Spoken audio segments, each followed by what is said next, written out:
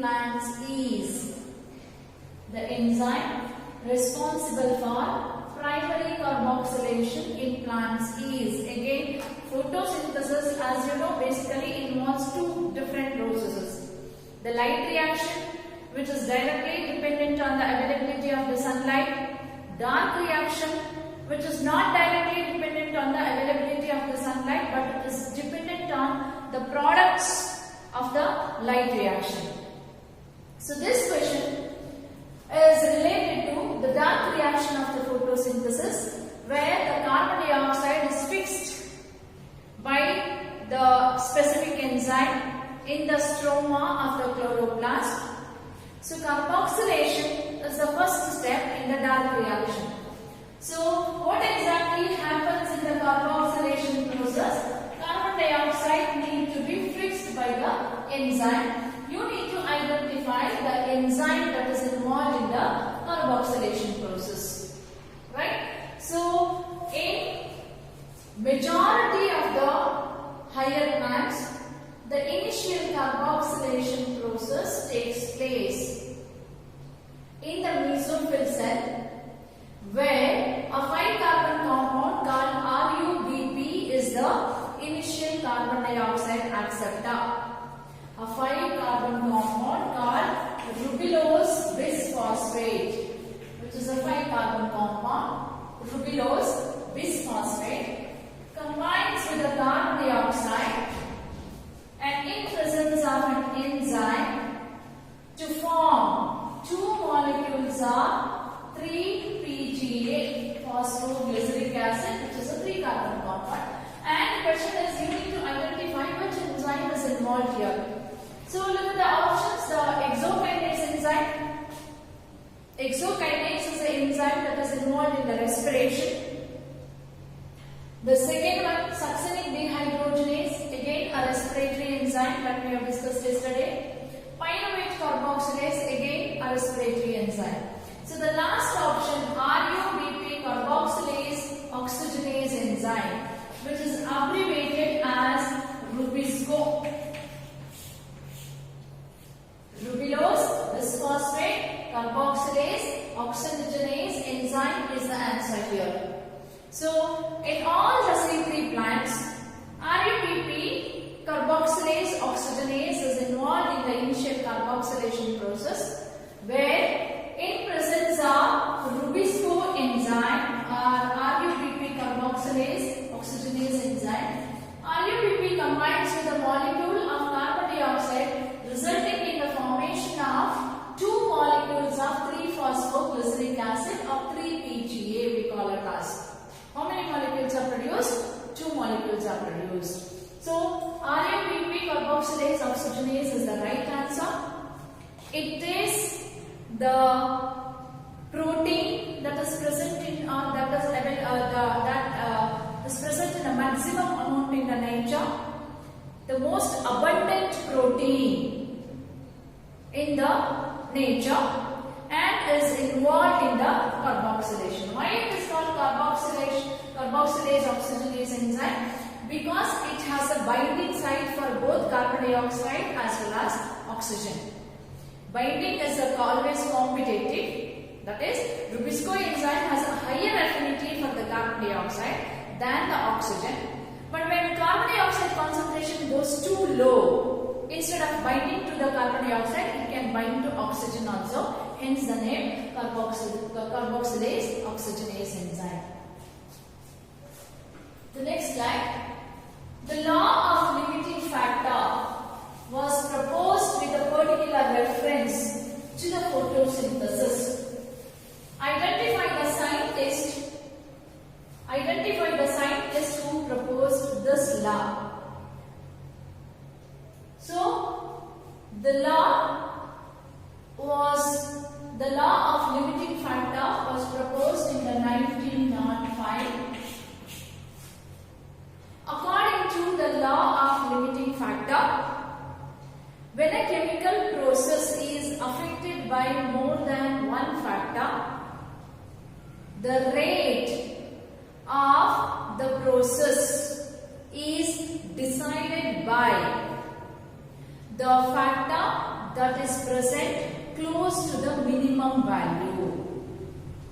I'll come again. When a chemical process is controlled or affected by many different factors, the rate of the process is controlled by or decided by the factor that is close to its minimal value. Say for example photosynthesis. Photosynthesis, the many different factors are involved. So carbon dioxide is necessary, light intensity is necessary, optimum temperature is necessary, availability of water is also necessary for photosynthesis to take place. Imagine all the factors are available in an optimum quantity, but the carbon dioxide concentration is low. Then the entire rate of photosynthesis will be affected by this carbon dioxide which is present in the minimum value or which is present close to the minimal value. That is what is the law of limiting factor. It was proposed in the year 1905 by Blackman. So the right answer is D. Blackman. The synthesis of one molecule of glucose during the Kelvin cycle requires. Kelvin cycle is also called C3 cycle. Kelvin cycle, which is also called C3 cycle. That is the cycle that operates on all the plants, whether they are C3 plants or the C4 plants. The Kelvin cycle is common to all the photosynthetic plants. And why do the Kelvin cycle operates? The Kelvin cycle operates wherein carbon dioxide molecules are freezed and ultimately they are reduced to produce a glucose molecule. Right? 6 CO2 molecules during dark reaction combines with the undergo reduction. Right? They undergo reduction where to produce one molecule of glucose. So Kelvin cycle basically has 3 different steps.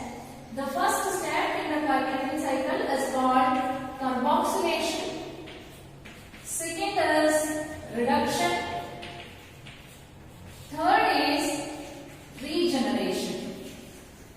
The Kelvin cycle takes place in 3 major steps: carboxylation, reduction, regeneration.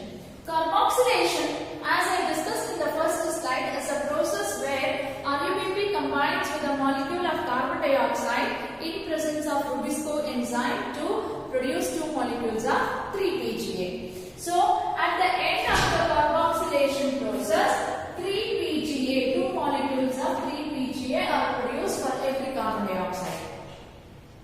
Right? So, nowhere in the cycle carbon that is present in the RUBP will be utilized. It is only the carbon dioxide that will be utilized to synthesize the glucose. So, glucose has 6 carbon compound. So, Kelvin cycle has to take 6 turns in order to produce 1 molecule of glucose.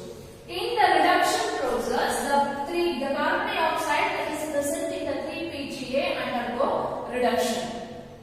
So, for reduction of every carbon dioxide molecule, during reduction, for every carbon dioxide molecule, 2 ATPs are required for phosphorylation process. Right? So, 2 ATPs are required and 2 NADPH are required as a reducing agent. During reduction process, for every carbon dioxide